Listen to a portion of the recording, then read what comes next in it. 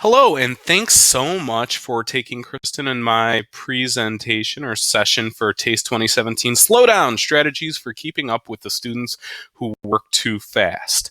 So I think both Kristen and I found ourselves in a situation where we were using some direct instruction in our classes to just communicate information with our students, and our slower students really needed more examples and they needed more to be able to really fully understand the concepts, while we had other students, advanced students, who just needed one example and then they were set to go. And we had to kind of gear our lectures towards the middle of the road, and that wasn't really engaging for anyone. You know, the slower students, that they weren't able to keep up, and the advanced students, it was moving too slow and it wasn't able to keep their attention.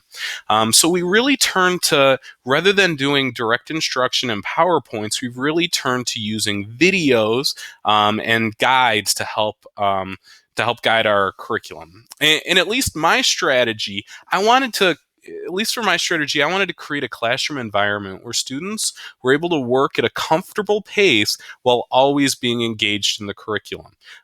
Teaching in a lab class and a computer class, I constantly had students who had, like, one or two students who had a problem. Hey, Mr. Reichelt, I clicked on this and it didn't work. You know, can you come here and help me? And I'd have to pause the lecture and stop to go help them. And when I did that, the rest of the class was just sitting and waiting. And I always hated that dead time. So I wanted to try to figure out a way to eliminate that dead time. I wanted to allow students who were struggling to get the help they needed without falling behind. And if that meant, trying to create a learning environment that they could access outside of the classroom, then that's really what I had to create. And I also wanted to allow students who were ahead to continue to grow without leaving slower students in the dust. And this was a common problem for me too. I'd have, 20, 25 minutes into a lab, I'd have students say, I'm done. What should I do next? And, at least my first couple of years teaching, I didn't have a lot of good answers for them because I didn't want to give them tomorrow's activity, because then they would blow through all my curriculum. And I knew that I had to give the full 45 minutes to allow the majority of the class to be able to finish the assignment. And then I'd always still have those stragglers who weren't able to get it done. It just wasn't a good situation. So what I've really turned to is using the Google Classroom like a lot. Okay. So on a regular basis, rather than me lecturing and telling students what to do, I post an assignment to the Google Classroom. So for instance, in my Linux class today, I posted this LAMP server install lab.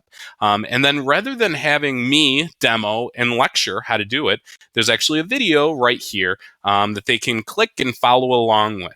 Now, you'll notice I had 3 students finish this lab and 3 who had not finished it. That's totally okay with me. This lab usually takes students about 2 days to complete.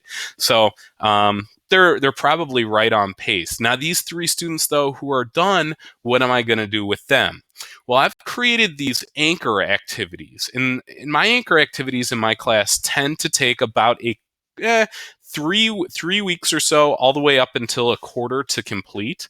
The anchor activities are enrichment activities that use what the students are currently using in the class, or use what they're learning in the class, but they're able to engage students in a different way. So, for instance, this activity, it's called Bandit. Students use this terminal. This is a Linux class, so they use this terminal to be able to access this Bandit server through WebSSH, and then they use the commands that they're learning in class to, quote, hack into different files and folders, and every one that they're able to successfully get into, they get the password to the next level.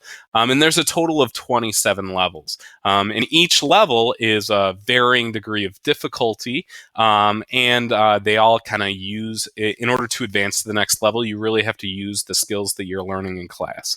Do I expect all of my students to get to all 27 levels?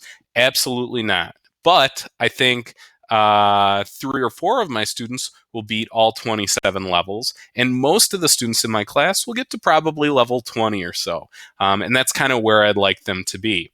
Now, this type of activity is kind of hard to use in all classes. I've really struggled to find this. In my graphic arts class, we have what's called the quarter-long project, and it's kind of an art project that students can go and work on when they're finished with everything else. But you'll see for the anchor activity for this class, for the class that you're currently in, I actually use a reflection. And I really actually like using reflection pieces as anchor activities because I do believe that the reflection process is super important to learning, but it's something that can be done. It doesn't have to be done with the teacher in the room. Obviously, you can do it outside, and you can reflect it to varying degrees. You can reflect on what you've learned very quickly, or you can write, tons and tons of stuff. So this is actually the anchor activity for this class. And actually, once you're finished with this video, I'd like you to go ahead and start working on this. So as soon as this video finishes, you can go to the Google Classroom, open up the assignment, and you can begin working on this. In a few minutes, after you've probably started working on this activity, the next activity will pop up. I actually have right here, I have this kind of all scheduled out.